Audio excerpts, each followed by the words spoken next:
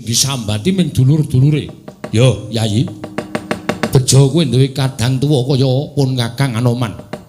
Tak suwun kemarang purbane Hyang Mahanasa muga-muga pun Kakang isa mbirat penandang ing Bosandak. Waluya nirmala temah jati, jati temah mulya. Bratasena adiku cah bagus.